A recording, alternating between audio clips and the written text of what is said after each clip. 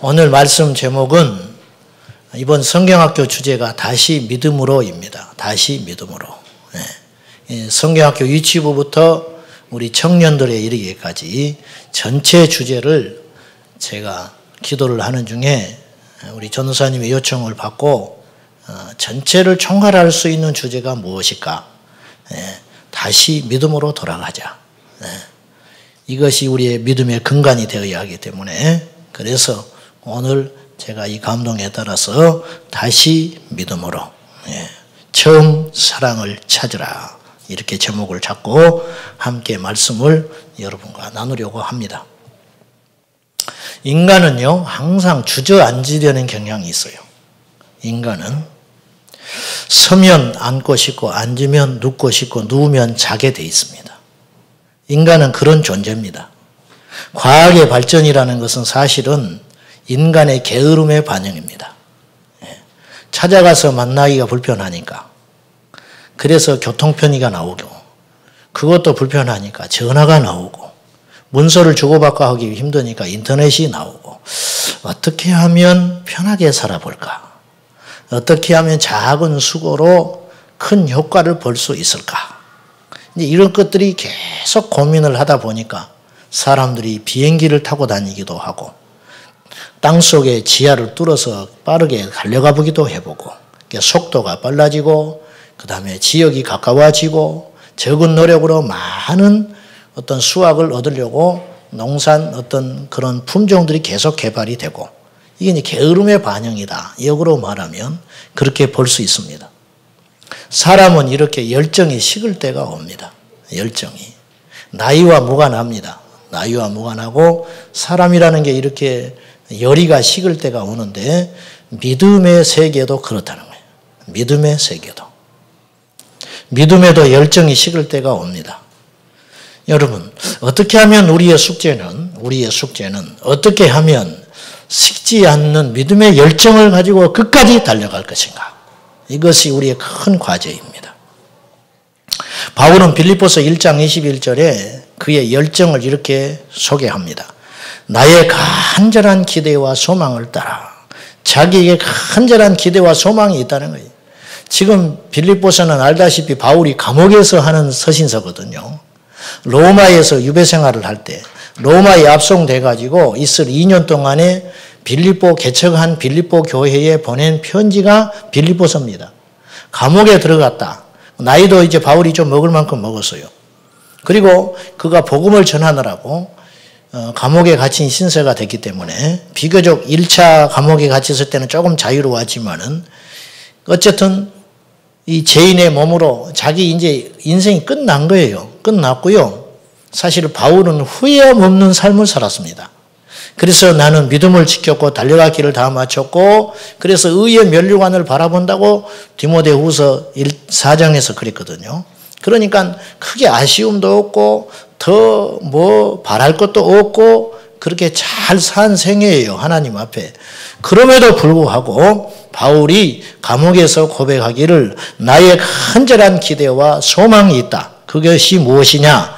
아무 일에든지 부끄러워하지 아니하고 오직 지금도 감옥에 있는 내 형편이지만 지금도 전과 같이 자유로웠을 때 젊었을 때처럼 전과 같이 온전히 담대하여 살든지 죽든지 생사초월 살든지 죽든지 내 몸에서 그리스도가 전기되게 하려 함이라. 이것이 바울의 목적이에요. 어떻게 하면 이 감옥 생활을 끝냈고 어떻게 하면 이 로마에 있는 사람들 내가 알고 있는 연줄 로마의 시민권자였으니까 그것을 동원해서 어떻게든 이 위기를 탈출해 볼까 이런 생각은 아예 없어요. 오직 바울에게는 나의 간절한 기대와 소망은 지금도 예전처럼 오직 전과 같이 내 몸에서 내가 가는 곳마다 내가 있는 처소에서 어떻게 하면 예수님이 높임받을 수 있을까? 이것이 바울의 최종 목적이고 최종 소원이라는 거예요. 끊어지지 않는 열망, 끊어지지 않는 열정. 바울은 어떻게 된 일인지 시간이 흐를수록 핍박이 올수록 더 간절해지고 더 뜨거워지고 더 절실해지고 더 진실해지고 더 하나님 앞에 순전하니 마귀가 해볼 수가 없는 것이죠. 마귀 입장에서는 제일 곤욕스러운 존재 아닙니까? 핍박이 통하지 않습니다. 감옥 생활이 통하지 않습니다. 뭐 죽이려 해도 통하지 않습니다. 가난이 통하지 않습니다. 어떤 것도 바울의 그 열정을 무너뜨릴 수가 없다는 것이죠. 자, 여기서 한번 좀 다른 입장에서 우리가 믿음의 이렇게 주저앉음, 믿음의 퇴보, 믿음의 열정이 식는다? 믿음의 위기가 온 거죠. 그러면 여러분, 위기가 뭔지를 깨달아야 돼요. 위기가 무엇인가? 위기가 무엇인가? 진짜 위기는 무엇이냐? 그것을 여러분이 꼭 깨달아야 되는데, 위기를 위기로 보는 영적 안목이 있어야 됩니다. 위기를 위기로 보는 영적 안목. 간혹 가다가 이제 이렇게 신방을 가서 해보면 너무 감사하다고 고백을 해요. 좋아요. 감사한 건 좋아. 근데 가끔 천연기념물도 있어요. 천연기념물. 우리 집은 아무 문제가 없대. 그 내가 속으로 문제가 없는 것이 문제다. 너는. 문제가 없는 것이. 자기 집은 아무런 문제가 없다는 거예요. 그래 문제가 없는 집에 가끔 가서 보면은 문제가 없기 때문에 이 집은 굉장히 심각한 문제를 갖고 있어요. 어떤 문제? 영적 위기. 영적 위기. 문제가 없기 때문에. 고통이 없음은 축복인 것 같지만 저주일 수 있습니다.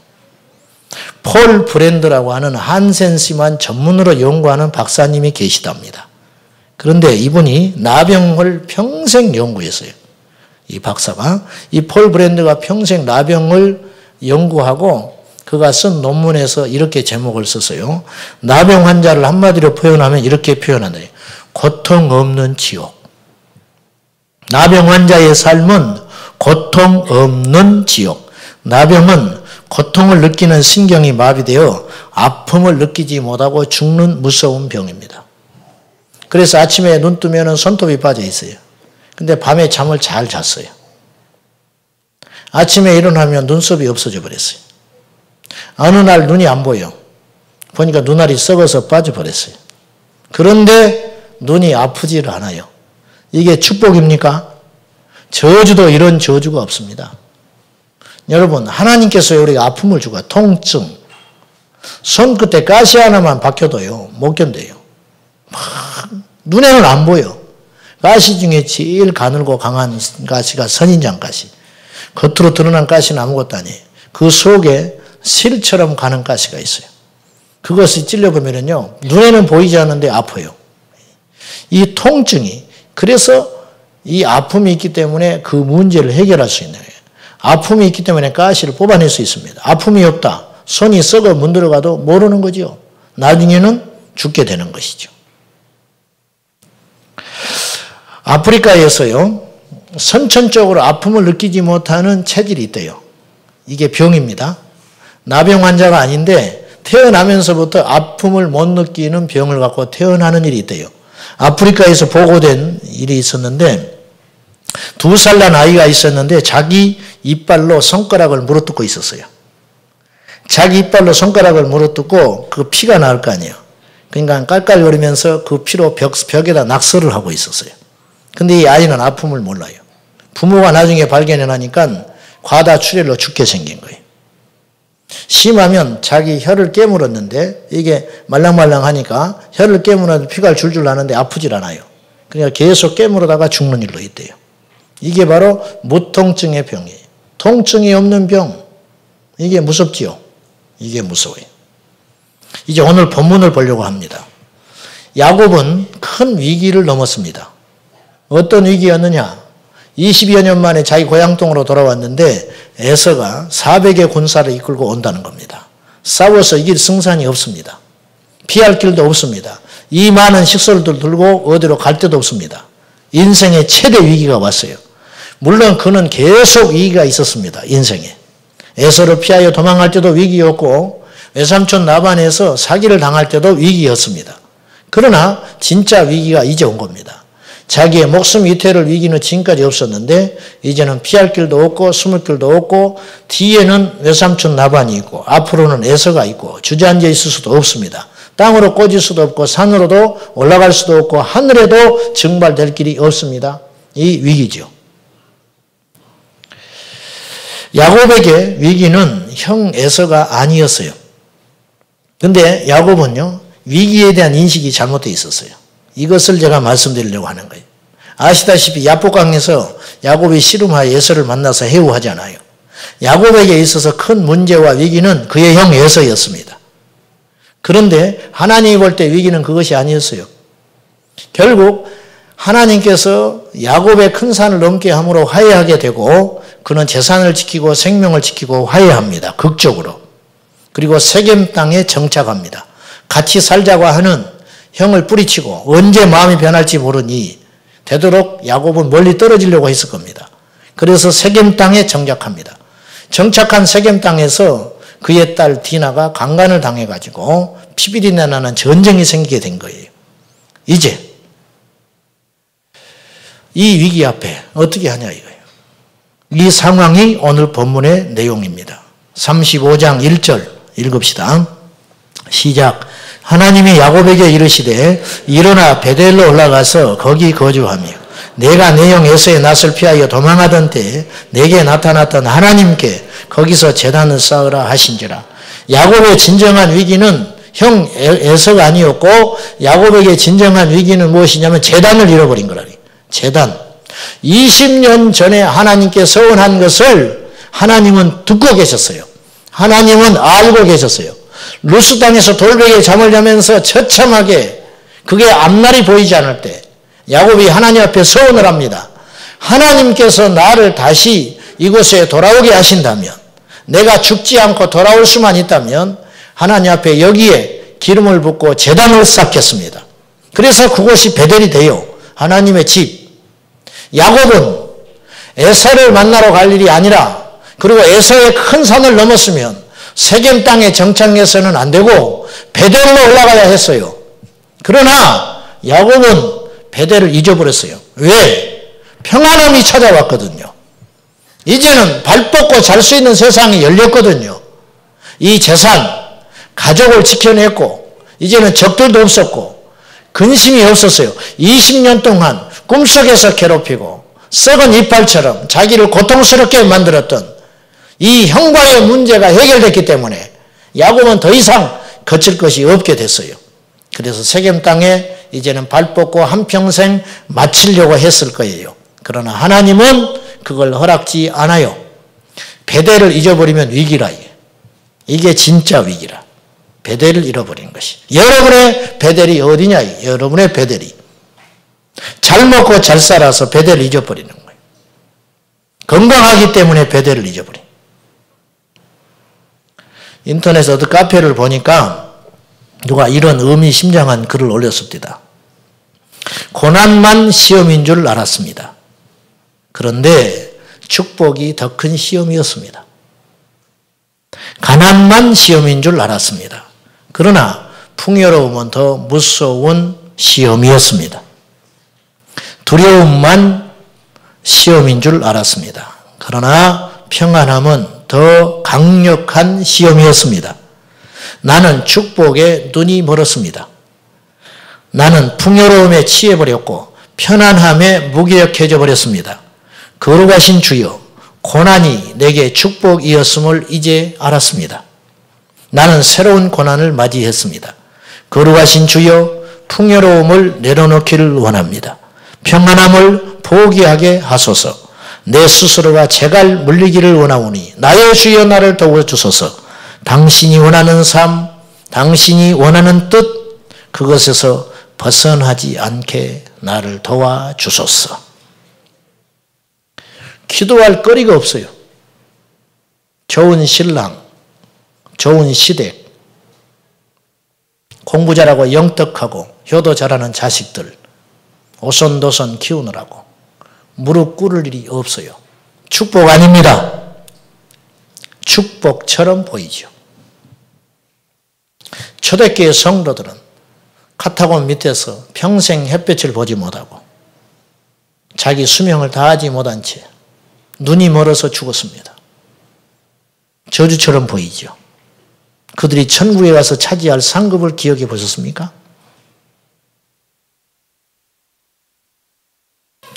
지금 오지 선교에 가서, 선교지에 가서 마음껏 예배 한번 드려보면 소원이 없겠다고, 마음껏 소리질러 찬송 한번 해보면 소원이 없겠다고, 숨죽여 우리가 지금 수십 킬로 저 북녘 땅에, 수십 킬로 북녘 땅에 멀지도 않죠. 거기서 숨어서 평생 목사 한번 만나는 것이 소원이고, 평생 성경책 한번 가슴에 안아보는 것이 소원인 사람, 마음껏 예수님의 이름으로 찬송 한번 해보는 것이 소원인 사람, 그 사람들이 수십만 있습니다. 우리는 귀찮아서 성경도 안 갖고 다녀요. 귀찮아서.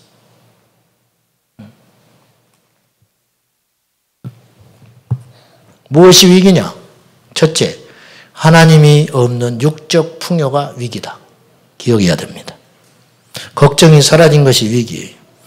기도를 쉬게 만들고 예배에 집중하지 못하게 하고, 오늘 예배 아니면 다음 예배를 또 드리면 되니까.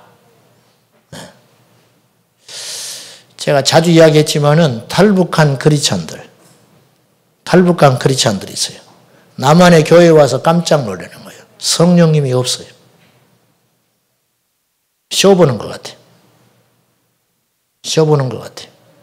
그래서요, 그들 중에는 이렇게 기도하는 사람도 있어요. 다시 북녘으로 가게 해주세요. 이건 거짓된 기도가 아니에요.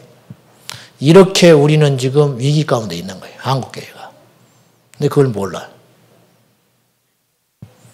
우리만 몰라. 그 속에 숨어 사니까. 무엇이 위기인지를 잘 봐야 돼요. 하나님이 없는 육적 풍요, 위기다. 위기. 중국 선교사님들이 이런 보고를 했다고 그래요. 수십 년 전에 중국에서 지하교회 성도들이 예수님을 믿다가 공안에 잡혀가면 고문을 당합니다. 죽어서 나오기도 합니다. 병신돼서 나오기도 합니다. 그런데 이들이 변했어요. 왜 변했냐? 옛날에는 공안에 잡혀가면 기도했습니다. 금식했습니다. 하나님께 매달렸습니다. 날마다 기적이 일어났습니다. 근데 한국 선교사들이 가서 돈을 싹 풀었어요. 응? 한국에서 선교를 자꾸 선교비를 주니까. 이들이 공안에 잡혀가면 더 이상 기도할 필요가 없어졌어요. 왜?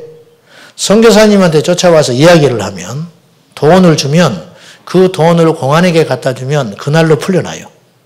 하나님보다 더 센 게 나타났어요. 기도하면 귀찮아. 그리고 기도는 때로는 거절당하기도 하잖아요. 죽어서 나오기도 하잖아요. 병신돼서 나오기도 하는데 돈은 더 정확한 응답이 되는 거예요. 그래서 기도할 필요가 없게 됐어요. 영적으로 주저앉아가기 시작하는 거예요. 무엇이 위기입니까? 여러분, 무엇이 위기?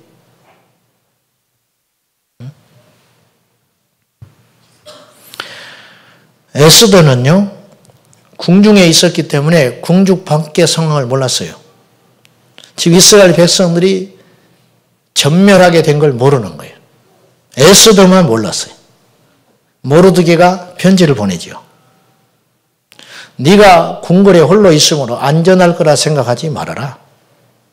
네 자리가 이때를 위함인 줄 어찌 아느냐. 에스더가 정신이 차렸어요. 위기구나. 내가 이러고 있어서는 안 되는구나.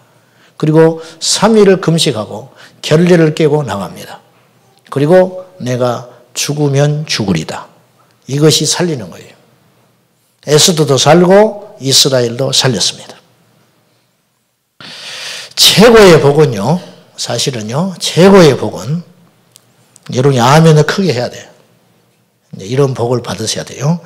최고의 복은 육적으로 풍요롭고 나아졌지만, 형통하지만 주님을 찾는 마음은 더 간절한 것이 최고의 복입니다.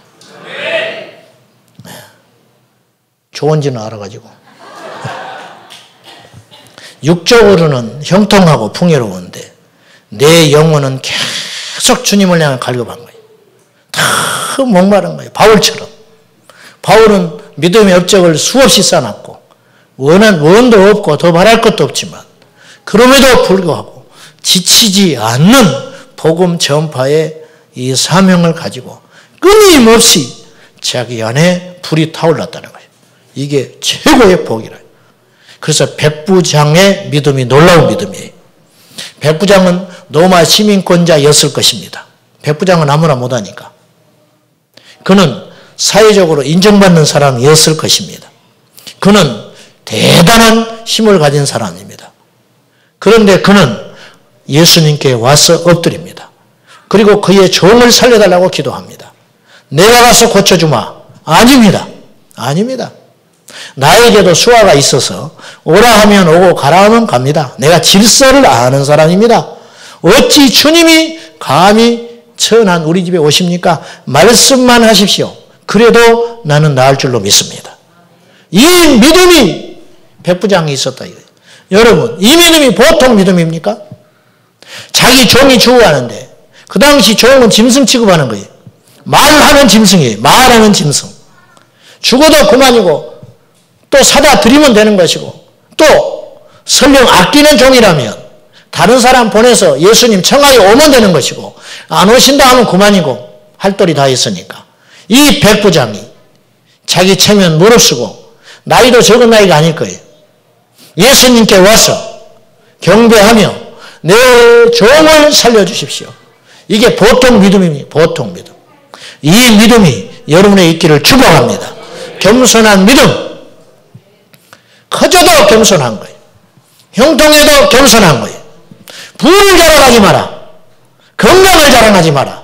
높아진 걸 자랑하지 말아라. 왜? 그거는 수십 년이면 끝날 거예요. 주님 앞에 가면 아무 의미 없어요.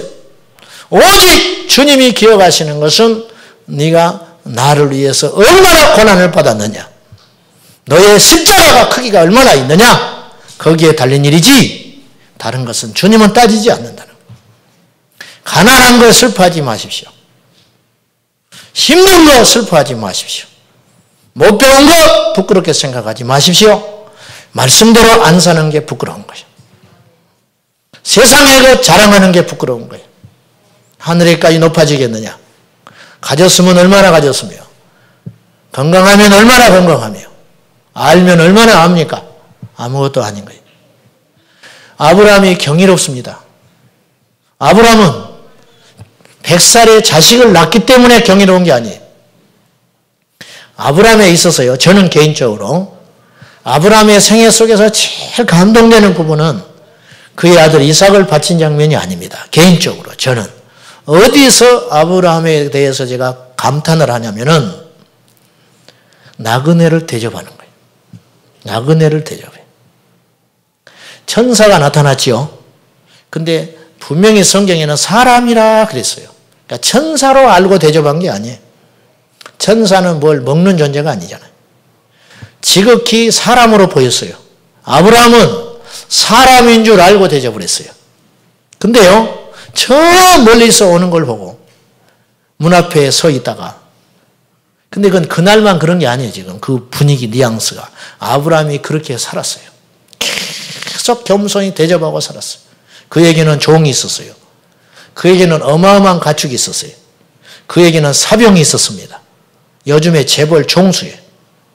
그런데 아브라함이 나타난 나그네 셋을 보고요. 자기가 친히 살찐 짐승을 잡습니다. 종에게 시켜도 되는데 자기가 지정해서 갖다 줘요. 왜? 대충 골라서 잡을까 봐. 이거 잡아라 이거. 살찐 거, 토실토실한 거, 귀한 거. 이걸 꼭 잡아라. 그래서 그걸 잡아다가 갖다 줘요. 음식하게끔. 그리고 발 씻을 물을 대령합니다. 이건 종이 하는 짓이거든요. 여러분, 아브라함이 그랬어요. 아브라함이 남부러울 게 없는 사람인데 어마어마한 걸 가진 사람인데 아브라함이 하나님 앞에 그리 살았어요. 이것이 복입니다. 이것이 복이라. 위기가 무엇이냐? 첫째는 하나님이 없는 육적 풍요가 위기라고 그랬어요. 두 번째, 눈물이 말랐음이 위기입니다. 눈물이 말랐다는 건 뭘 말하냐면 내 마음에 강팍함이 일어났다는 뜻이. 강팍한 사람은 울지 못해요. 메마른 사막에는 생명이 자라지 못합니다. 메마른 사막에는 생명이 자라지를 못해요. 눈물이 마른 신앙은 예수 생명 없습니다. 눈물이 마른 신앙은 예수 신앙이 없다. 예수 생명이 없다. 죽어버린 영혼은 눈물이 없어요. 예배 때 울지 못합니다. 안 나와요, 눈물이. 기도할 때 울지 못합니다. 찬양할 때 눈물이 나오지 않습니다. 그럼 이렇게 반문할 거예요. 눈물이 억지로 됩니까? 안 되지요. 눈물도 가치가 다른 게 있어요. 속상하면 울지요. 속상해서 울어. 부흥회 때 어떤 분이 너무 울더라는 거예요. 설교를 하니까 목사님이. 저희가 어마어마한 은혜를 받았구나. 가지고 집회 끝나고 마지막에 나와서 간증을 좀 하라고 그랬대.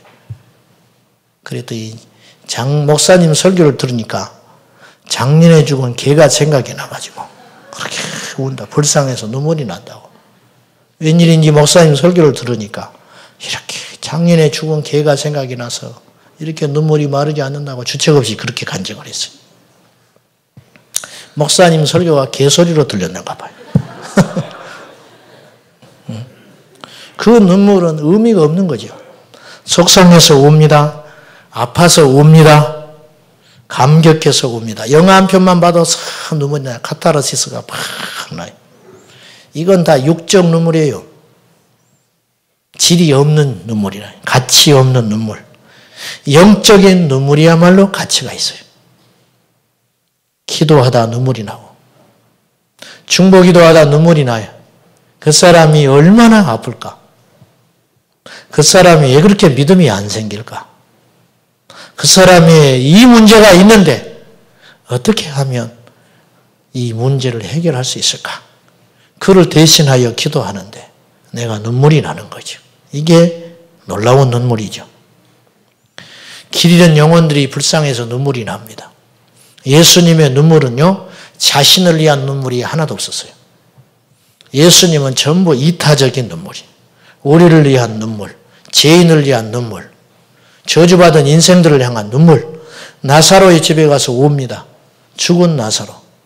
죽은 나사로를 위해서 우셨지만 우리를 위한 눈물이에요. 죽음의 저주. 그것에 대한 눈물. 사랑하는 우리 성도 여러분, 가치 있는 눈물을 흘립시다. 눈물이 마른 신앙, 정말 예수의 사람인가 점검해 봐야 돼요. 한 번도 못 들어본 사람이 많아요. 이 땅의 크리스찬 중에 한 번도 십자가 밑에서 울어보지 못한 사람이 있어요. 태반으로 많아. 태반으로. 우리는요, 기뻐해야 하지만, 할렐루야, 기뻐해야 돼요. 기뻐해야 하지만 영에는 눈물이 있어야 합니다.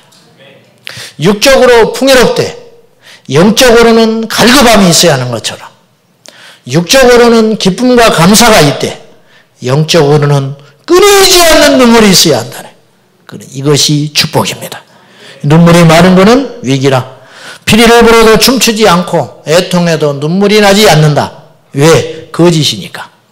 하나님을 만나지 못했으니 하나님이 살아계신 것이 안 믿어지니 내가 죄인 것이 인정되지 않으니 어찌 눈물이 나겠냐. 어찌 눈물이 나겠냐. 성령의 역사를 경험하지 못한 사람은 울지 못해요. 울지 못해. 억지로 됩니까? 100만 원 줄게 울어봐. 안 돼. 1000만 원 줄게 울어봐. 안 돼. 1억을 줄게 울어봐. 그건 될지도 몰라. 억지로 되냐고만. 눈물이 억지로 됩니까? 안 됩니다. 안 돼. 억지로 절대 안 되는 거예요. 은혜가 임해야 눈물이 나는 거예요. 주님이 오셔야 눈물이 나는 거예요. 주님의 불이 떨어져야 눈물이 나는 거예요. 눈물이 없는 건 위기입니다. 여러분이 언제 우셨나를 기억해 봐야 돼. 언제 울었더라? 언제 울었더라? 까마득하라 까마득해. 신세한탄에서 흘리는 눈물 말고 주님의 십자가 밑에서 내가 내 영혼을 토해내고 울어본 적이 얼마나 됐느냐. 우리 교회는 눈물을 회복하는 교회가 되어야 합니다. 우리 교회에 딱 현관에 들어오면 왠지 눈물이 나야 돼요. 이게 성령의 역사거든. 예배를 드리기 시작하면 눈물이 나야 돼. 우는 사람이 하나도 없어요, 지금. 세 번째, 마지막으로 위기는 하나님을 향한 열정이 식어지는 것이 위기입니다. 하나님을 향한 열심이 식어졌어요. 예. 뭐, 사람이 기계도 아닌데 그럴 수 있지. 그럴 수 있습니까? 하나님께 열정이 식어지는 게 그럴 수 있는 일이에요? 예? 아니죠. 분명히 식었다는 건 문제가 있는 거예요. 이유는 여러 가지가 있어요. 내가 뭐 나이가 먹어서 체력이 안 돼서 뭐 시험이 들어서 올보기 싫은 인간이 있어서 목사에게 상처가 돼서 저 기둥 뒤에 있는 사람들은 문제가 있는 사람들이에요. 기둥 뒤에 있는 사람들은 문제가 있다. 이쪽에 뭔가 지금 캄캄해요, 지금. 몇 명이 지금 안 보여.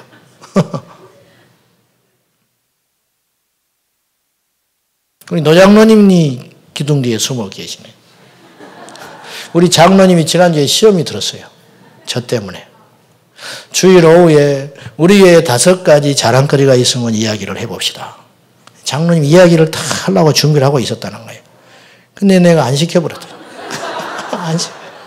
그래서 시험에 탁 들어버렸어요. 그냥 생전 기둥 뒤에 안 계시니 오늘 기둥 뒤에 딱 계세요. 나 지금 열받아 있다 이거야. 네가 나를 어떻게 알고 내가 큰맘 먹고 준비한 것인데. 장로님 한번 이야기해 보십시오. 5가지.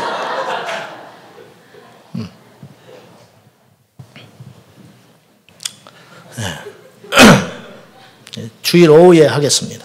주일 오후에. 나도 한때 열심히 해봤어. 이런 소리 하지 마세요. 네? 나도 한때 열심히 해봤어.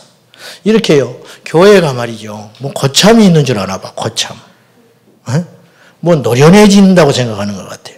그래서 누가 처음에 와서 열심히 봉사하고 열심히 예배에 참석하고 그러면 뒤에서 뒷짐지고 뭐라고 그러냐면 나도 해봤어.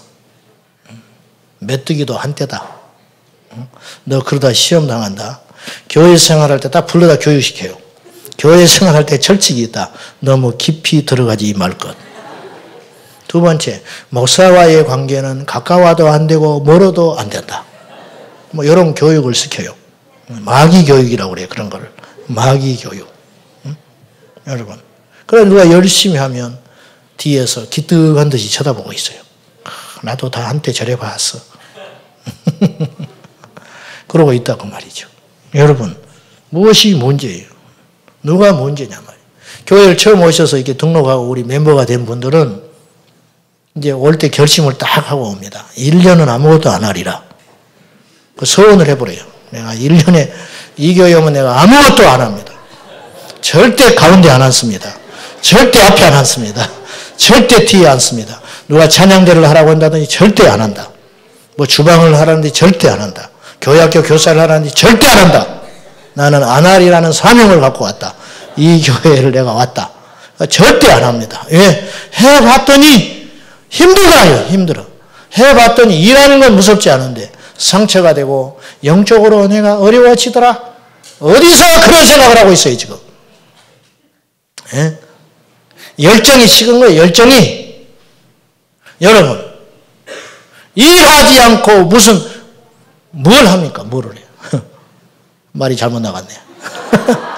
여러분 일하니까 상처를 받지. 일하니까. 제일 나쁜 거는 아무것도 안 하는 거예요. 아무것도 안 하는 거예요. 저는 개척에서 10년 동안 별거 다 해봤어요. 이것도 해보고 저것도 해보고 이것도 해보고 우리 성도들 정말 못 살게 많이 했습니다. 말은 안 하지만 그중에 상당수는 실패했어요. 헛짓 됐어요. 헛짓. 근데 저는 감히 고백해요. 그렇기 때문에 여기까지 왔다. 그렇기 때문에.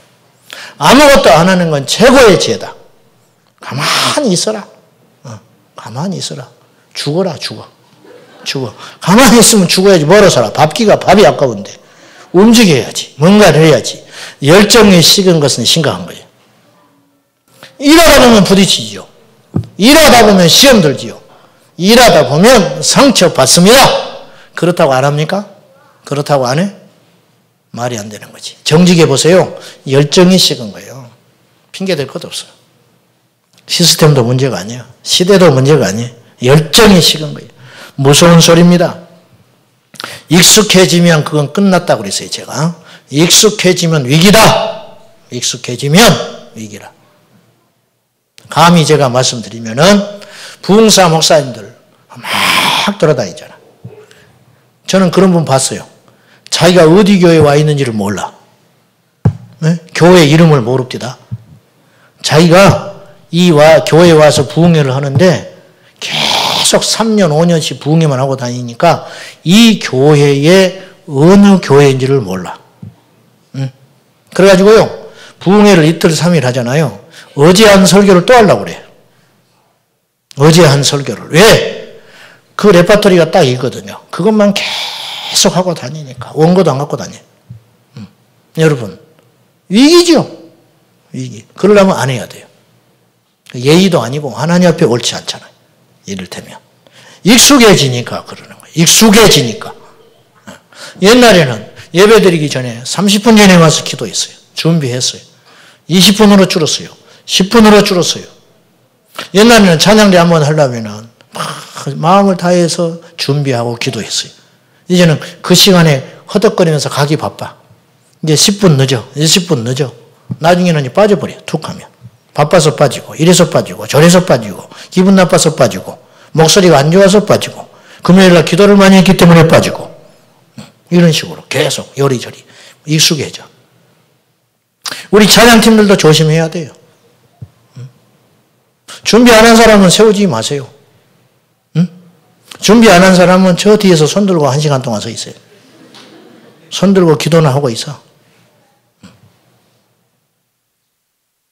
제가 신학생 때 우리 후배들과 동료들과 함께 지방에 집회를 갔습니다. 낮에는 성경학교를 하고 저녁에는 부흥회를 하기로 했습니다. 전부 성경학교, 이제 교회 학교에서 자기 전도사님들이니까 교회에서 성경학교 다 마쳤어요. 자료를 다 갖고 왔어. 가서 도착했는데 개 예배를 시작해야 되는데 절실함이 없는 것 같아, 내 마음에. 요리 지나가는데 뭐라고 하냐면 한 놈이 우리는 프로니까 어떤 소리 하고 있더라고. 나 가만히 있었어. 내가 못 들은 척하고. 첫날에 죽 써버렸어요. 성경학교 때. 죽 쓴 다음에 전부 모이라고 그랬어. 프로? 뭘 프로? 하나님 앞에 프로? 뭔 말인지 알아들었지요. 금식에. 그날 저녁 금식했어요. 전체. 안 잡혀요, 영적으로. 애들이 안 잡혀요. 무슨 프로요? 자료 있다고 돼? 한번 해봤으니까 돼? 익숙해지면 끝나는 거예요. 익숙해지면. 여러분, 우리가 마지막 드리는 예배일 수 있어요, 오늘. 가다가 주님 오실 수 있어요. 그렇잖아요. 근데 어찌 열정이 없습니까? 어찌 찬양을 쓰게 합니까? 어찌 기도를 쓰게 합니까? 열정의 식음이 위기입니다. 다시 믿음으로. 마귀도 열정이 있어요. 베드로전서 5장 8절에 깨어라 근신하라. 너희 대적 마귀가 우는 사자. 우는 사자가 열정이 없겠어요? 우는 잠자는 사자가 아니에요. 잠자는 사자도 무서워요. 우는 사자. 새끼를 잃어버렸는지 배가 고팠는지 우는 사자. 우는 사자가 지치겠습니까? 우는 사자가 체면 따지겠습니까? 우는 사자가 앞뒤를 가리겠습니까? 우는 사자가 밤낮을 따지겠습니까? 우는 사자. 그것이 이루어질 때까지 그치지 않는. 마귀는 이렇게 쉬지 않고 우리를 잡아가기 위해서, 우리를 공격하기 위해서, 우리의 숨통, 영적 숨통을 끊어버리기 위해서 공격하는데 우리는 해볼래 해가지고 열정이 식어서 한때 해봤다. 한때 응답받았다. 한때 나도 산기도 다녔고, 한때 기도원 다녔고, 한때 정신없이 전도학을 다녀봤지. 지금은 어떤데? 지금은. 지금은. 죽을 때까지 끊어지지 않는 열정의 사람 되시기를 축복합니다. 이것이 위기라. 열정이 식어버린 것이 위기라. 네. 우리는 성령 충만해야 할 줄로 믿습니다. 성령 충만함만이 이긴다. 지식으로 마귀는 무서워하지 않는다. 다시 믿음으로 돌아가서 처음 사랑을 회복하여 어디서부터 내 믿음이 떨어졌는지 에베소 교회를 향하여 주님께서 경고하기를 네 처음 신앙을 찾아라. 처음 사랑을 찾아라. 어디서 네 처음 사랑이 식었는지를 생각하고 회개하라 그랬어요. 회개하라 그랬어요. 처음 사랑이 식은 것은 그럴 수 있는 일이 아니고 회개해야 할 일이다. 회개해야 할 일. 위기 중의 위기. 믿음 잊어버리고 눈물을 잊어버리고 영적 분별력을 상실해버리고 열정이 식어버린 우리의 자리가 위기 중의 위기다. 사랑하는 성도 여러분, 기도로 깨어있기를 축복합니다. 믿음으로 깨어있어야 하겠습니다. 지칠 줄 모르는 열정으로 우리 생명이 다하는 날까지 주님 앞에 달려가는 저와 여러분 되시기를 예수님의 이름으로 축복합니다.